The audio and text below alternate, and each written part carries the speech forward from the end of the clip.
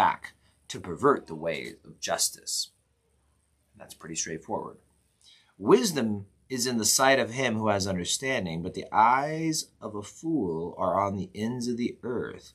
Ooh, this is a good contrast. So what are we seeing here? So the eyes of a fool are on the ends of the earth. So a fool is looking afar off. Wisdom is in the sight of him who has understanding.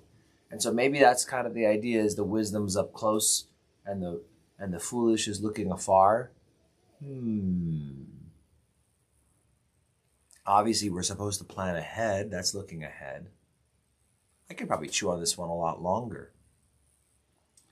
But once again, a lot of these are also very just general. They're not supposed to be something that you set up an entire doctrine and theology over. A foolish son is a grief to his father, and bitterness to her who bore him. Again, it's just talking about how foolish children, having children who are unbelievers, and just how that's a painful thing for parents. Also, to punish the righteous is not good, nor to strike princes for their uprightness. So, yeah, you don't want to punish people who are doing good. We're flying through this proverb pretty quick. 27, he who has knowledge spares his word, and a man of understanding is of a calm spirit. Even a fool is counted wise when he holds his peace. When he shuts his lips, he is considered perceptive. All right, well, this morning will be short just because we're finishing up the chapter. But that said, I do have a little bit to say on these last two verses. I definitely think, and I think everyone else, I don't know, people who are probably truly wise and have grown wiser will probably agree with me, as I've been slowly growing wiser, that he who has knowledge spares his words. Now, it's ironic because, Joe's such a talker and I can talk and talk. And, it's true, I can talk and talk. That's not what it's saying.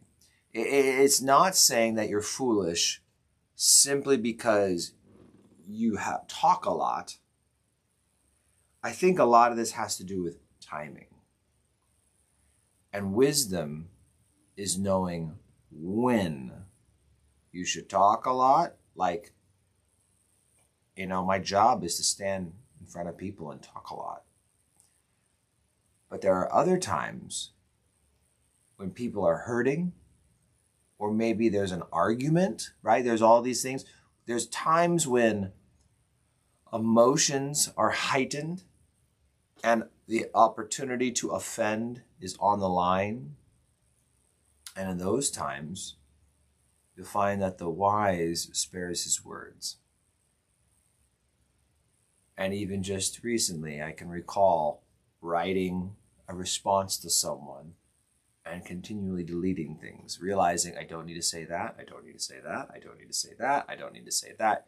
And essentially chopping down all the stuff I don't need to say. And I don't think any of the stuff I was deleting was wrong or even I don't think any of it was actually harsh or it wasn't, but it was just the fact of what? I think due to the nature, I'm tired of all this, the best answer is going to be a short answer, but also not one that sounds like I was dismissing a person.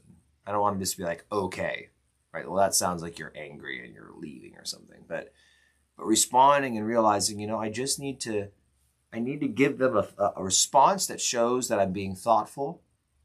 But beyond that, probably better if we just talked in person and then we can have a conversation about this. And so there's definitely a wisdom in knowing when to hold your words.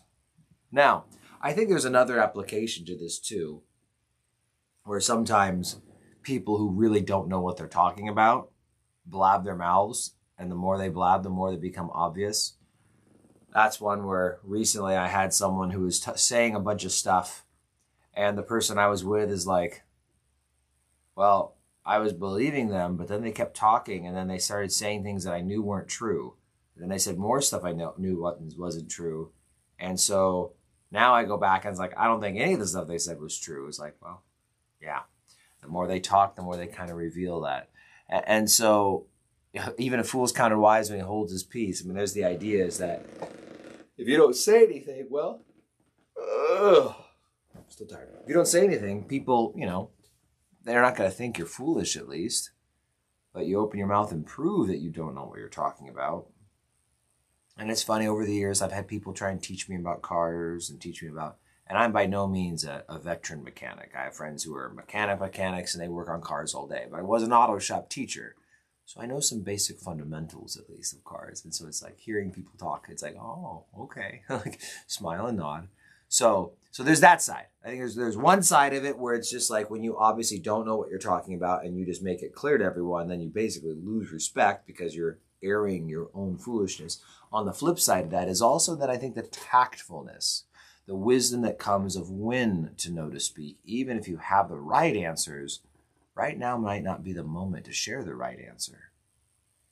It might just be the time to affirm or, just mention that maybe in a future time, in a different place, under different conditions, we can have a fuller conversation. So there you guys go. Love you guys. Have an amazing Monday.